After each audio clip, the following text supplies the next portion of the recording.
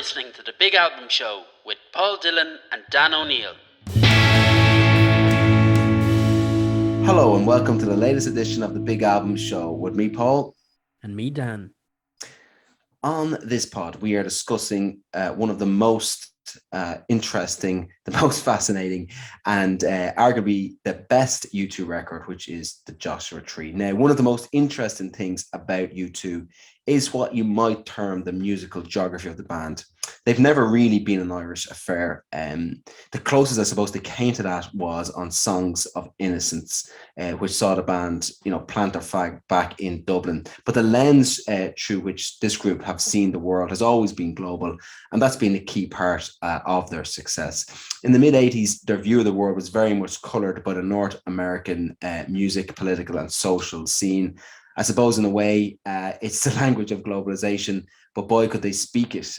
The Unforgettable Fire took up the mantle of the critique of the North American dream, which we're going to get to in a little bit more detail, with songs like Pride, MLK and JFK and America. But the Joshua Tree, and particularly its visual presentation, planted the band very firmly in North America. And arguably Rattle and Hum, the last of that trilogy, Unforgettable Fire, Joshua Tree and the Rattle and Hum, arguably that took it all a bit too far.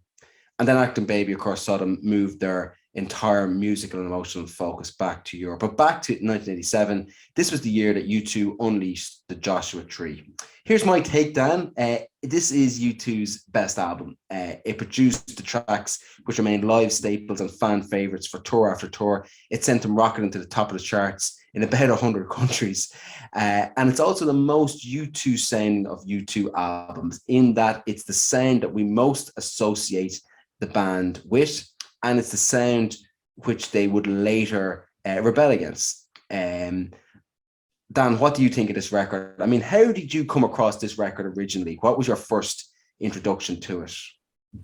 Well, I suppose my first introduction to it was via the singles on it. And I remember watching MTV as a young child and seeing the video for Where the Streets Have No Name. And in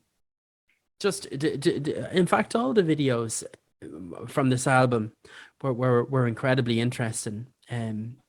But I think you're right about this album being iconic for the fact that it kind of spoke to, Bono's version of America, be it the reality or the kind of mystical version, and the contrast between the two. And I like the bit when you mentioned globalization and how U2 kind of reflected that, because the Irish, famous Irish historian Roy Foster talked about the late 20th century in Ireland, and he talks about Ireland kind of being in a space where at the breaking down of Irish identity post-independence, this kind of, maidens dancing at the crossroads towards a more modern kind of outward-looking Irishness. And he says that Bono occupied an international space as an Irishman, representing a new intersection of money, art, and politics. So Bono played a kind of almost like an ambassador role for this new Irishness. And yeah, like we had a member of the band, the Blades, on before, who were very much contemporaries of early U2. And I think you made the point at the time that whereas the Blades looked towards the UK in terms of their style and music and influence, U2 did very much look towards the United States until later on in their career, as you mentioned. So yeah, this album is incredible. And like, if you just look at the first few tracks on the album, talk about, quality opening tracks, arguably the greatest songs of U2's career are the first few songs on this album. You have Where the Streets Have No Name, I Still Haven't Found What I'm Looking For, With or Without You, Bullet the Blue Sky. The first 4 tracks on the album, like, that is incredible. And I mean, I could read out the other tracks too, and they're all brilliant. And it's a really, really important piece of work. Like, it's cinematic in nature. in that, as you say, U2 do occupy places in their music, and almost every song on this kind of is set in a particular place. Like the opening sound of the album, that kind of mellow organy kind of sound, maybe at the beginning of Where the Streets Have No Name. It's almost like a sunrise above the desert when you're listening to it. And of course, the album is named after a type of tree, which is very kind of symbolic. So and has a picture of the Joshua tree on the CD version anyway, and there's a little picture, and that has a lot of significance. One, it sets us right there in the kind of the desert in the United States, but also it has a religious significance in that the Joshua tree represents Joshua of the Bible, who was struggling to find a promised land, and in many ways you hear Bono trying to find a promised land through this music. Now, what that promised land is can be interpreted in different ways. Is it the religious promised land? Is it the American promised land, like the mystical America? Or is it the promised land of love with a partner?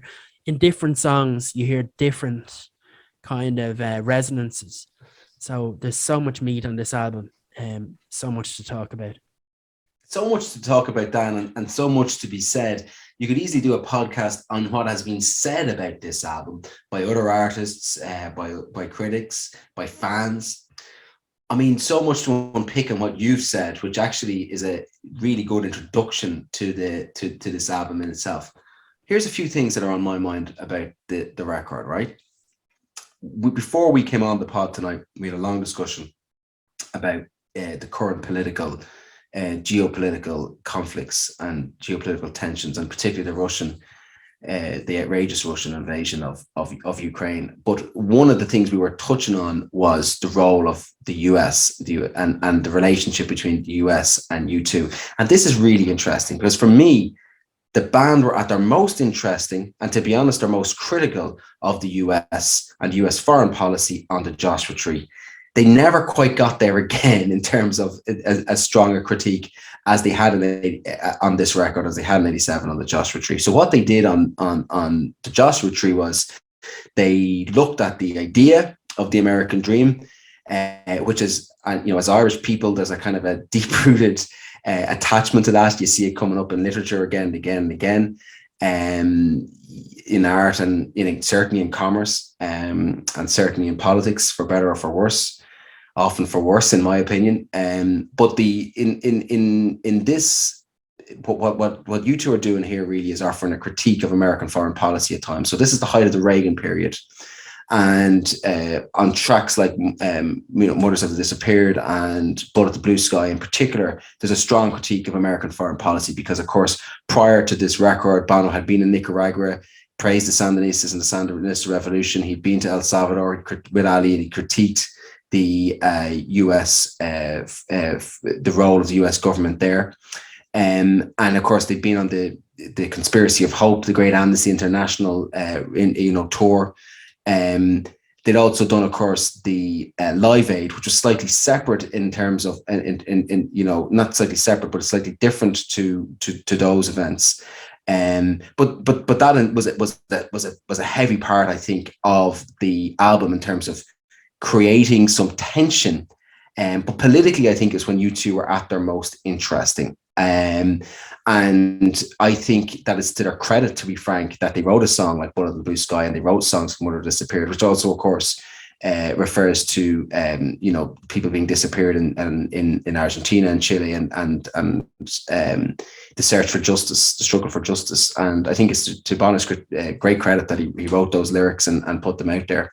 And then, of course, when they returned 30 years later to do the Joshua Tree again, and that tour that I saw myself in Croke Park, they went and Trump was in power. But what was interesting was their politics had changed, because then Bono started sort of comparing Trump unfavorably to Ronald Reagan. Whereas when they released this album, there was a critique of US foreign policy there, which I think is to their credit, and I think which is maybe a little bit forgotten, particularly in light maybe of Bono's politics since then. But for me, the record, it is a critique of the American dream. They very firmly their eyes on making a huge US sounding record. They've been influenced so heavily by US bands and US musicians. They'd also had a relationship with traditional Irish music, which you can't really hear on the record, if I'm honest, but you can hear it if you take the songs apart, I think. Sometimes in their most raw, most basic form, you can hear echoes of Irish traditional music. But I mean, when you break it down, Dan, what you're talking about here, I think, is U2's finest record. It's possibly not U2 fans' favorite record. I think a lot of U2 fans would probably look to The Unforgettable Fire. But for me, it's where artistically they were at, maybe their most interesting. I think they took it too far afterwards in Rattling Home, which never quite worked as a record for me or as a film. But when you look at this record, you've got to say this is a band on absolute top form. Huge role, of course, for Daniel Lanois and Brian Eno, the producers, and Steve Lillywhite as well, who mixed the tracks. But one of the you referenced there yourself, the first four songs, Where the Streets Have No Name, Still Haven't Found What I'm Looking For, With or Without You, Bullet to Blue Sky. Those songs are absolutely crucial to U2. When you look at every single U2 tour since then, they're on the playlist. They're the most consistent parts of the U2 tour package. They were taken off the song, the tour for the Songs of Experience record. They didn't play them live at that stage, and there was a big hole. I thought I was at that gig in Dublin, and there was a hole in the tracks in the track list, and when you took away those songs. But those first four songs alone, so good, so vital, so urgent. And interesting thing about them was that the track listing was compiled, I think, by Kirsty MacColl, who she took it away, and she came up with that track listing based on her favorites, and it's absolutely perfect. The track listing is so important, as Adele has pointed out, and they really just nailed it here, didn't they, with that track listing? They did. Incredibly strong opening. And one of the things that strikes me in terms of what you said was you talked about kind of U2 and Bono looking back towards tradition and kind of older styles of music. And Bono, before the release of this album, before they wrote the songs for the album, he struck up a relationship with Keith Richards and Mick Jagger of the Rolling Stones. And he was embarrassed hanging out with them that he didn't know all the blues tracks that they had that they were playing at this session, so it made Bono want to look outside of his traditional influences, which were kind of punk and new wave music from the UK, and learn more about traditional blues music and gospel music and so on. And you can hear that if you listen to tracks like I Still Haven't Found What I'm Looking For, or songs like Red Hill Mining Town. Effectively, the chord progressions in those songs are blues chord progressions, maybe a little bit changed, but to make them sound more modern. But you definitely hear the blues influence and the influence of tradition on the music. So yeah, what about your favorite tracks from the album, Paul? What would they be? Do you want to take one at a time, maybe? I think, yeah. I mean, it's when you think about it. I mean, you can't take away the singles. The singles were Streets, Still Haven't Found What I'm Looking For, With or Without You, not in that order. With or Without You came first, and I think it's worth discussing those singles, and then maybe we can discuss our favorite tracks. I mean, With or Without You was their first US #1, and it remains. I think it's the most listened to U2 song.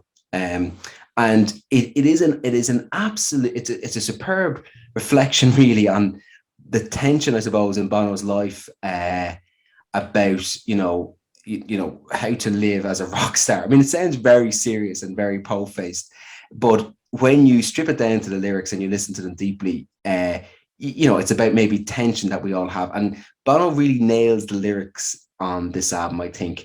He has made some mistakes lyrically down through the years, but here he just nails it.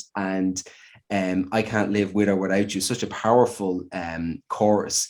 Now, interestingly, one of my favorite versions of that was the version they played. They've got some terrific live versions. And when Jerry Ryan, the Irish DJ, so sadly and tragically passed away, U2 played at his funeral, but from New York, and it was broadcast live on RT2 FM. And I remember very well because it was Jerry Ryan's favorite song, "With or Without You," and you know that bass, Adam's bass comes in, you know, bum bum bum bum, you know how it goes, and Bono says, or sings rather, he sings, "U2 calling from New York on the Rhine line."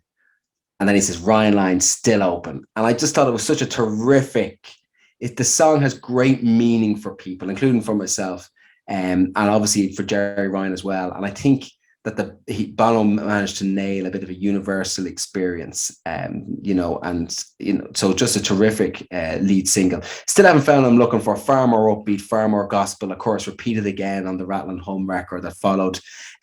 Terrific lyrics. I still haven't found what I'm looking for. Very much that idea of the desert, which is such a dominant theme in the record. And there's a very strong religious theme running through this, or spiritual theme running through this. But I think it works really, really well. Terrific video of them in Las Vegas. And the band kind of, you know, the idea of them in Las, I mean, they were really hitting all the US. They were like tourists in a way, you know, they went to Las Vegas first, they went and found what I'm looking for. But then, of course, where the Streets of No Name was in LA, if I remember correctly. And there's a terrific video for that, which is very, very of its time, because this is a period where rock and roll and rock music, despite all the evidence to the contrary, was always, or was frequently presented as a kick against the establishment, as somehow dangerous. And that almost sounds ludicrous now, and can be so easily dismissed now. But maybe these were just more innocent times. The video has them on the top of a liquor store. It's a one-story building. But it's just a terrific video. In the beginning, you have radio DJs talking about setting the scene, and they're describing it, and then it has, you know, footage of a police officer, you know, saying, "We're going to shut this down," and, you know, of course it was all. I mean, when you actually look at the footage of the interactions between the police and the fans, it just looks incredibly innocent. I mean, the police are practically enjoying the show themselves. But it was a terrific video, and you know, Bono, you know, expressed his unhappiness with the lyrics, you know, at a later stage. "I want to run, I want to hide, I want to tear down the walls to hold them inside." But what that establishes at the beginning of the record is the relationship between the listener and the band. "When I go there with you." And it's such a terrific live track. So, I mean, I think those three singles, you know, they're not my top three tracks, actually, but you've got to put them there as three amazing singles, without which I don't think you would see the U2 that we have today, because I think they elevated the band to the global phenomenon that they still are.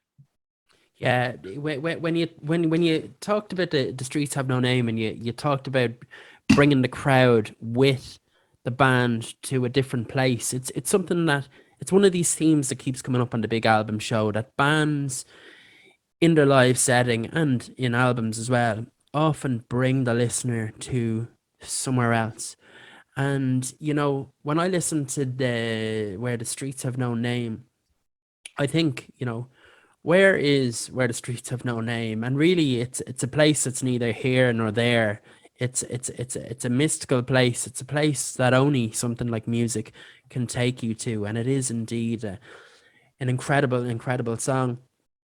With or Without You, I have a hot take on With or Without You. Now, it's a well-known hot take, but there's With or Without You has what musicians would call a 1-5-6-4 chord progression. So basically, you know, in a scale, I'll grab the guitar just to show to play. So, you know, in a scale, you have a number of notes. So this song is in D. So the D major scale would be like, right? So a 1-5 progression would be, you know, that's the one note, 2, 3, 4, 5, and so on. So 1-5-6 would be, sorry. So basically 1-5-6-4, right? I'm making a mess of it because I'm under pressure. But that's the chord progression. So when I play that in D, it sounds like this. I should have tuned my guitar. So you can hear the song With or Without You in that. But that is a really, really famous chord progression. It's all the way through popular music. So there's endless amounts of songs with the exact same chord progression. So if you think of, Journey, Don't Stop Believing, you have like, don't stop believing, listen to that feeling, or if you have James Blunt, Beautiful, No Woman, No Cry, When I Come Around by Green Day, Someone Like You by Adele, Men at Work, Down Under, or If I Was a Boy by Beyonce. All of those songs have the same chord progression. It's one of these kind of universal chord progressions that works in all sorts of songs. And all of kind of the opening songs of this album have those simple kind of chord progressions that are used again and again in popular music. And the instrumentation from U2,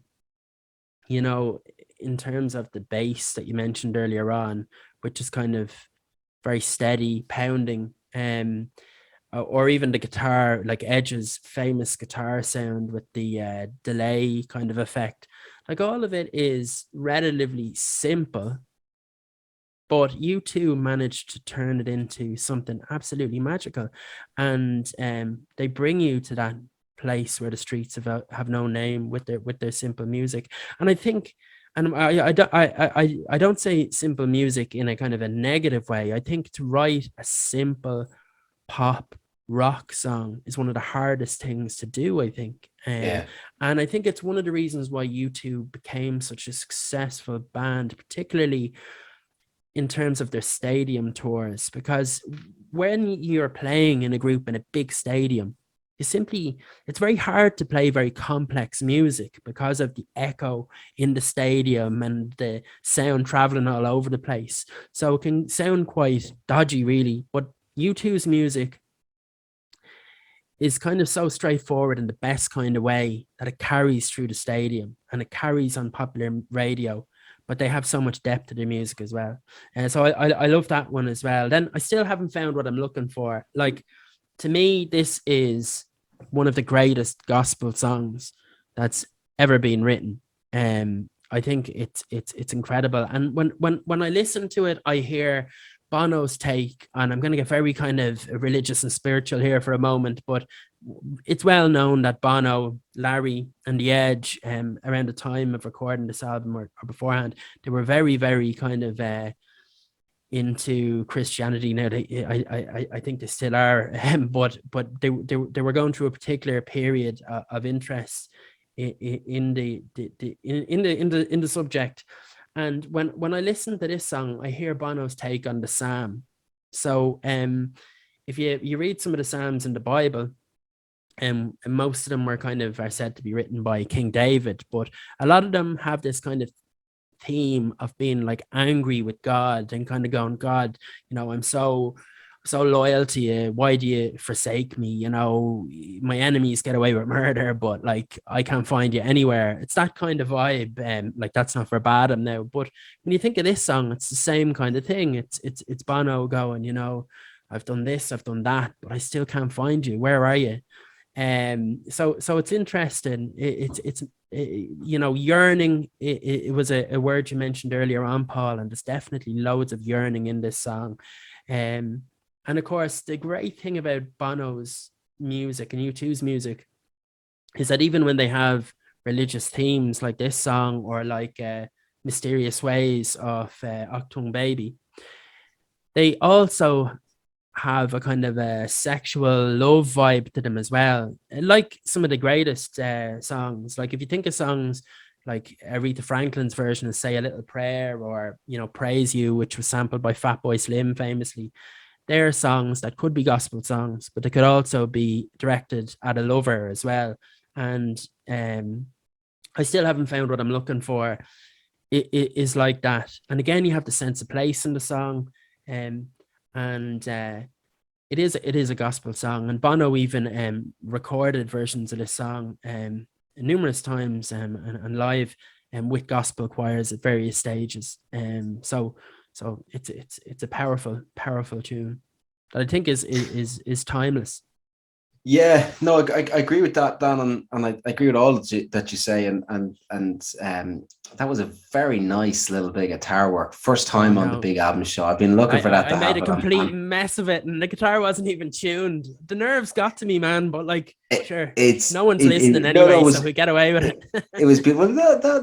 Quite a lot of people listen to it. I mean, we get right up there to the top of the Irish podcast music commentary charts and other charts. So thank you to our listeners. I mean, I they're the three singles, and they're the ones that everyone knows. Bullet the Blue Sky had remained a fan favorite and remained a key part of the live canon right throughout the band's history. But for me, I mean, the song that I love the most and I'm most attached to is Red Hill Mining Town.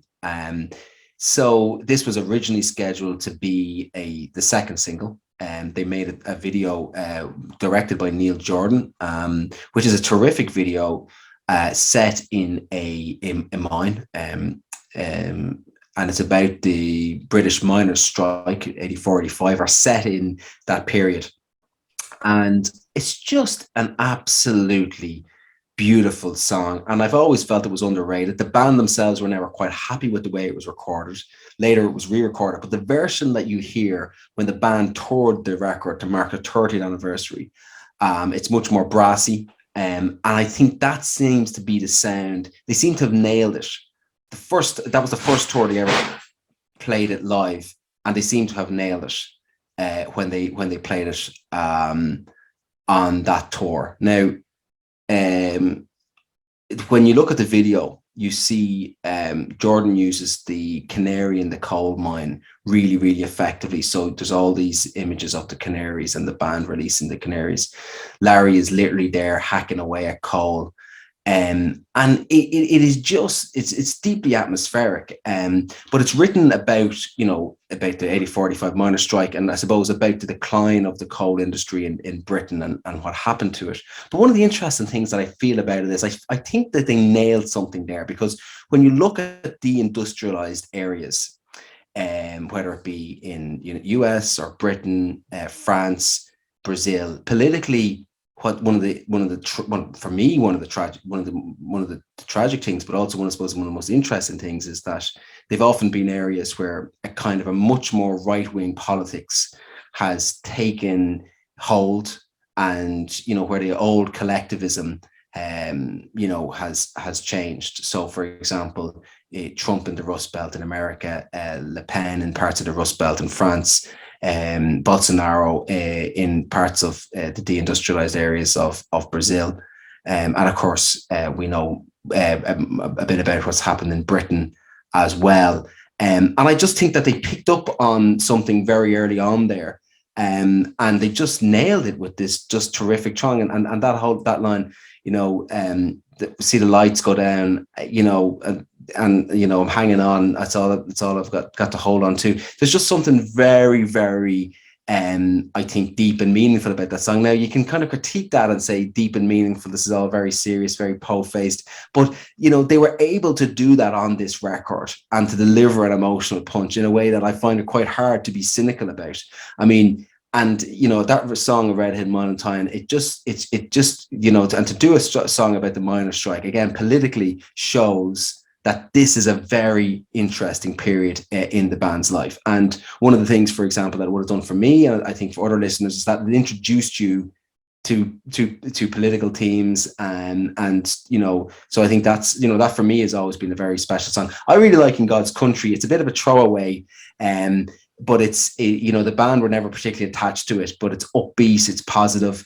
The one track that I don't particularly like, by the way, is Trip Through Your Wires, which is very much rattling home sort of stuff for me, but it's there. I would probably say the other track, my three standouts would be Red Hill Mining Town, In God's Country, but Running to Stand Still is a track that's always really spoken to me. Of course, it's more firmly located in Dublin, particularly in Ballymun. It deals with the heroin addiction and a couple who are wrapped up in that. And I see Seven Towers, and I only see one way out. And I just think that after all these years, again, it still packs an emotional punch. And, you know, there was a great version of it done for the Simon community at Christmas, led by Glenn Hansard. Led by Bono, but Glenn Hansard, of course, organised that concert. And I was really pleased to hear how good it still sounds after all this time. And I think there's a universality in that track. And again, that speaks to the success of this band, that they're able, you know, you said it earlier, Dan, about doing a simple thing really, really well, but their universality is key to their success, that it speaks to people all over the world. Now, the critics would say this kind of this bland globalism is, you know, and this constant eye towards commercial success is deeply cynical. And, you know, look, part of the interesting thing about U2 is the critiques of U2, and that's out there. But I think Running to Stand Still is just a terrifically emotional sort of tune. I think in general the album is a little bit more experimental maybe than they get credit for. I mean, I've read a critique of U2 today by Dave Lorden, who's a poet who I admire greatly, and he did a very stinging critique of Bono. And one of his points about U2 was one of the reasons why their success is their ability to take things that had been done very well on the underground and make them commercially successful. Now, I think he was correct in that. But I think a lot of times here on this record, you hear a bit of experimentation. And, you know, I think a song like One Tree Hill, which of course was written about Greg Carroll, who'd been close to the band and had tragically died in a motorbike accident in Dublin. A track like Mothers Have Disappeared. They don't really, they're quite unique and they're quite original. And, you know, for U2 to be able to both be experimental and be universal on a record is really, really key to their success. And, you know, for me, it's an album that I can listen to again and again and again and still come back to for more. But it's anthemic, I mean, this record. And one of the things when we asked for feedback was someone on Twitter said that it's been an anchor for me in hard times. And again, you know, you could be it's easy to get cynical, and it's easy to sort of say, oh God, like, you know, bottle tests our patience, to put it mildly. And, you know, you two are just trying to constantly ride the wave. But this record, it's difficult for me to be cynical about it because it emotionally connects with people. And I just find it difficult to be cynical about that, Dan, you know? What about you? What are your top 3 tracks? What's better than riding a wave, though, you know, on the precipice between chaos and order? Like that's what U2 do, you know. They always grasp the zeitgeist by 2 hands and make it their own, you know. So I think that's an incredible thing to be able to do as an artist. And like you mentioned songs there like Red Hill, Mining Town and Running to Stand Still, which deal with topics like as you said, the miners' strike in the UK and heroin addiction in Dublin. And it's very easy sometimes to take social issues like those things, right, and write a song about them, and them to kind of come across as a bit trite and kind of like, I don't know, kind of like you're harping back too far into the past for it to be authentic, you know. U2 don't do that on this album. Like the songs stand up to this day, and they don't sound trite to me. They don't sound, they do sound authentic, you know. And I really like them. I like your point as well about it being more experimental than people give it credit for. And it goes back to the point I made earlier on, first of all, in terms of Bono trying to grow constantly as a musician and being influenced by his peers such as Keith Richards and Mick Jagger and others around him, and being challenged by them, and then trying to make genres that he wasn't familiar with his own. And he did it an awful lot. Even even to this day, he still takes influence from the likes of Keith Richards, like Red Hill, Mining Town, that new mix that you mentioned briefly, and the horns and so on. I think it was Keith Richards who actually suggested moving up the horns in the mix and making them more prominent and so on, which is just a kind of an interesting side point of how he kind of had an influence on the track right back to the very start. Yeah, that's still has one to this day. But another track that I think you can see them it's kind of an obvious thing to say, but I think Bullet the Blue Sky is quite experimental in some senses, and it's kind of it's one of those moments where the Bono that causes so much kind of contention began to emerge. And because I'll give you the famous thing about this song is that like it's a fantastic song. I love it, right? He turned around to Edge when they were making the song, and he said, "I want your guitar to sound like El Salvador." Like, if you're a guitarist and your singer turns around and says that to you, like, it can be hard to kind of figure out what it is they actually mean, you know. I think when I played the guitar earlier on, it sounded like I don't know, it sounded like Dunn Stores or the Little Middle Aisle or something like that. But yeah, but Edge definitely kind of captured that. But you can imagine Bono he's a young man. He's surrounded by the Mick Jaggers, the Keith Richards. He's meeting with Bob Dylan, Van Morrison, and all these legends. It's going to his head a little bit. And he's like, man, I want your guitar to sound like El Salvador. So you can kind of begin to, and then the American accent he puts on in the track. Now, Bono was never adverse to putting on accents, like in earlier songs like Story for Boys on the first album. He puts on a strange kind of English accent, and then he puts on a heavy American accent on Bullet the Blue Sky. And he always kind of played characters in the songs. But yeah, it's definitely one of the songs that stand out to me as kind of experimental. Yeah, I mean, it's interesting, you know, the thing about Bono in particular is that he attracts very strong criticism, and to be honest with you, you know, I don't think that we should necessarily, just because somebody attracts criticism and just because they make mistakes doesn't, you know, that's not necessarily a bad thing, in the sense that, you know, it doesn't mean that everything about them can be dismissed or should be dismissed. I mean, everybody deserves to be judged, for want of a better word, in the round. But to be honest with you, you know, I think that, you know, when you see what Bono was able to achieve on this record, I mean, we can only talk about this record really because we've only got we're limited on time. You know, what he managed to achieve on this record is a unique emotional connection with a global audience, which they have kept for the past 35 years. He managed to connect the audience to a range of social and political themes that were very, very interesting. That, you know, that challenged maybe people. Now, there's a very, very strong commercial feel about this, because they knew quite well what they were doing, moving very firmly into the North American market and spotting that sort of gap for a big political voice. So, as you said, they were riding the wave, and they knew they were riding the wave. But I mean, I had the great privilege and pleasure of seeing them live on the Joshua Tree tour when they did it in Croke Park. And it was without doubt the best U2 performance that I've seen over 5 U2 shows. And to be honest, I mean, the two best U2 albums for me are the Joshua Tree and Achtung Baby. And this pips Achtung Baby for me because it's in terms of its significance for the band and in terms of where it puts the band, because things got very clever by Achtung Baby. They had learned to play with fame. They'd learned about irony. They'd learned about, you know, how to do the, you know, it was a lot of smoke and mirrors. But in Joshua Tree, just as straight up, this is a rock band saying, here we are, this is who we are.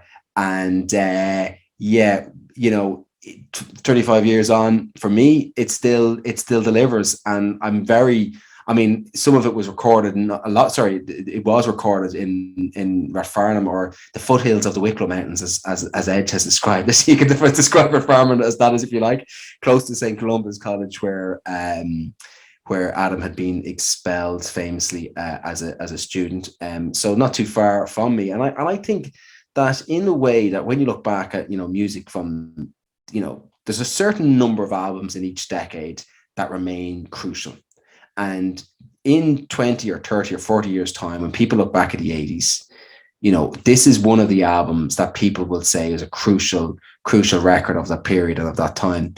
And I've no doubt that it'll stand that sort of test of time. And, you know, for me, it's just a collection really fine, really interesting songs that, you know, very much influenced me as a music listener. And, you know, very much, I mean, one of the things that we haven't really touched on, Dan, so far, because we've really talked about mine and yours relationship with this record, it's had a huge influence on you know, not just on YouTube fans, obviously, but on musicians. I mean, people like Noel Gallagher have talked about the importance for them and what that record did for them. So very influential record in its own right. And, you know, for me, this album just going to stand the test of time. Now, interestingly, as I said earlier, it is the album that is the most U2 sounding of albums. I mean, when you think of U2, you think of this sound. And when they rebelled against that sound later, when they rebelled against the U2 sound, for want of a better word, you know, the whole thing of Acting Baby being the sound of, you know, four guys chopping down the Joshua Tree. You know, it's the Joshua Tree is the key reference point in their career.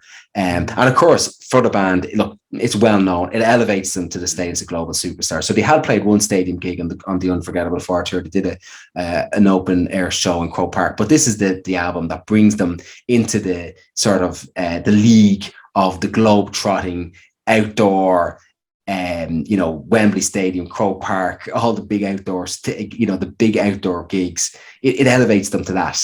And and without this record, I don't think they would have got there. So it's a hugely significant record for them.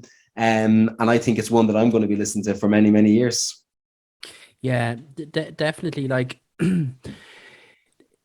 just my final word on the whole Bono thing, U2 thing, right? Bono is an absolute legend, right?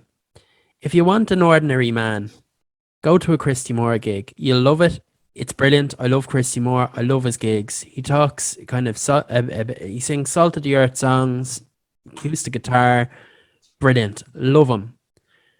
You don't get that with Bono, though. You don't get that with U2. U2 are a massive rock and roll experience. They're a stadium band. They're larger than life. And I want my frontman of our Irish larger than life band to be as kind of bombastic and out there and kind of, you know, interesting as Bono has been throughout his career. He's been an incredible an incredible kind of showman, and reinventing himself time after time and playing different roles and different characters. And like, in order to pull that off, you need to have a bit of ego, a bit of swagger, a bit of kind of larger than life about your personality. And with that comes criticism and all of that. So you do have to judge him in the round. I think if you judge him based on this album, and if you judge the band based on this album, there's no doubt that U2 deservedly hold their position as one of the greatest bands in the world. And I think they're a band that we should be very, very proud of.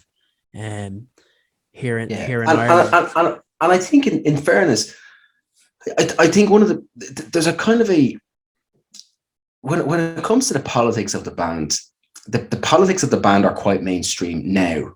I don't think they necessarily were in '87 when they wrote the Joshua Tree, because on the one hand, it's a huge embrace of the American dream, but it's there's a hell of a lot of pointed criticisms of U2 of US foreign policy. And, you know, when you look at the politics of the band, they do often embrace very mainstream causes. They are, of course, very heavily associated with celebrity and politicians, and but they also continue to do interesting things. I mean, any show that I've ever been at by U2 raises causes and concerns that are ignored by loads of others. So, I mean, in fairness, you have to look at it in the round. I mean, for example, in the last tour that they did, Songs of Experience and Songs of Innocence, on both tours, they championed very much the cause of victims of in Ireland of injustice by the British state. So, you know, again, that is, you know, it has to be looked at in the round and in its totality. Now, I think that the Joshua Tree, quite apart from the politics of the record, there is a very strong spiritual vibe running through quite a lot of it. But again, the trick of this record is that it elevates U2's, as you say, I like what you talked about there, the size of the personality. it gives you something to see. Somebody on Twitter described it as an anchor, but it gives you something that you can critique. So I'm totally up for critiques of Bono and critiques of U2. I agree with a lot of it. I share some of it. But I think it's to their credit that they've given us something to critique, that they didn't just do a bland, vague rock experience. I mean, nobody debates the Killers' views on global politics because, frankly, we don't know what they are. And it's not a critique of the Killers, who I also love, but it's just to say that, U2 bring those concerns onto the record. They put them there.